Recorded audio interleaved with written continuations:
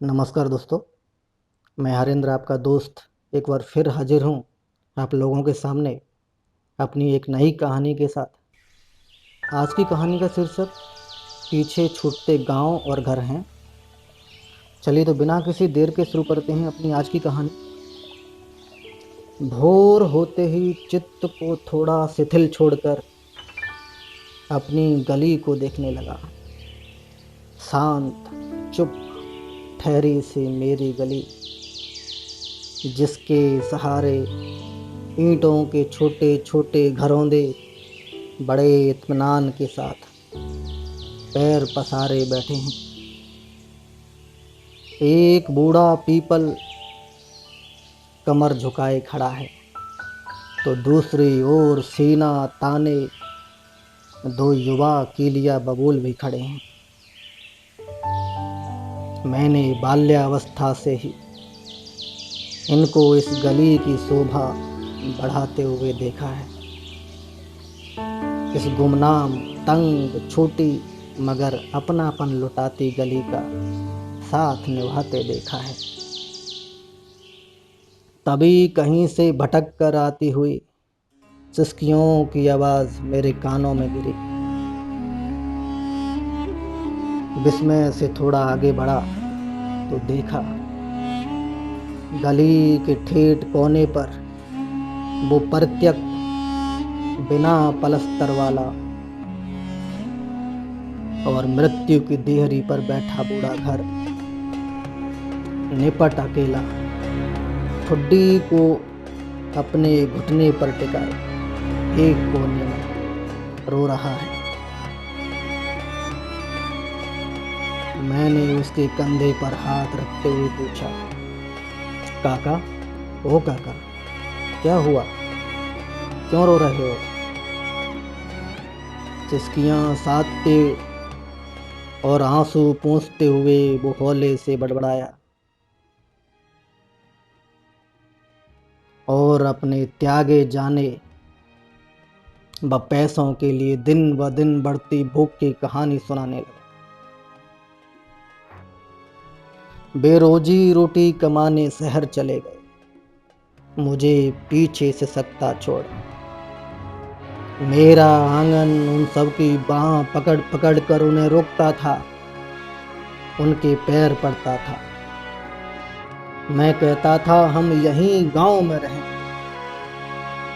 खूब पैसे कमाएंगे, और तुम देखना मैं भी शहर की उस सुंदर मगर बेढंगी कोठी के जैसा बन जाऊंगा, शायद तब तुम्हारे मन को भाऊंगा।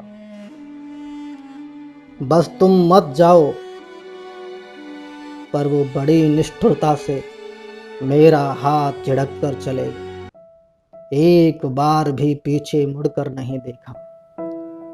मैं रोता रहा, बिलखता रहा।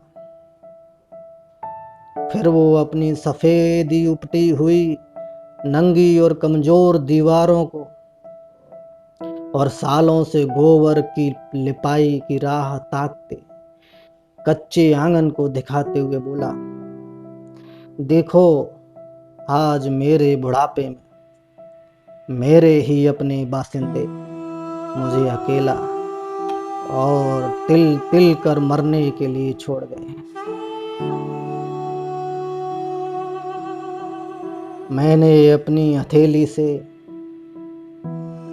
उसके गालों को गर्म करते हुए आंसुओं को पोंछा और कहा, काका, हम मनुष्यों की यही परिभाषा है शायद। हम में अब शायद स्वार्थ, अकृतज्ञता और निष्ठुरता ही शेष है। जब तक कोई हमारे काम आता है, हमारा होता है, अपना होता है। तुम तो जानते हो, हम छत पर पहुंचने के बाद पीछे मुड़कर सीढ़ी नहीं देखते, अपे तो पीठ दिखाते हैं। फिर इस बात से कोई फर्क नहीं पड़ता कि उस सीढ़ी से हमने कितनी सफलता नापी है। काका बोले, सही कहते हो बेटा, मुझे तभी समझ जाना चाहिए था जब वे उन बुढ़ाए पशुओं को बिना किसी दर्द के क्रूर कसाईयों के हाथ में सौंप रहे थे, जिनका दूध पी पी कर उन्होंने अपना शरीर गढ़ा था, बल प्राप्त किया था, फिर वो मुझे कैसे बख्श देते। उन्होंने मेरे साथ भी वही किया जो उनकी रीत है, मेरे प्रेम और वात्सल्य को ठुकरा कर शहर की उस सुंदर मगर बेढंगी कोठी को गले लगा लिया।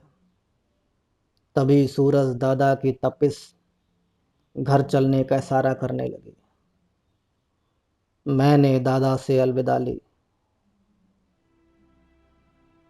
काका ने उन लोगों की धरोहर, वो निष्ठुरता और स्वार्थ मुझे थमा दिए। कहा, मेरे कमजोर कंधे इस बोझ को अब और नहीं संभाल पा रहे हैं। मेरे मरने के बाद वो कभी लौटें तो इन्हें दे देना। उन्हें मुट्ठी में भींचे, गर्दन झुकाए मैं धीरे धीरे घर पहुंचा और घर पहुंचते ही अपने घर से लिपट कर रोने लगा और कहने लगा, तुम चिंता मत करना, मैं तुम्हें कभी अकेला नहीं छोड़ूंगा।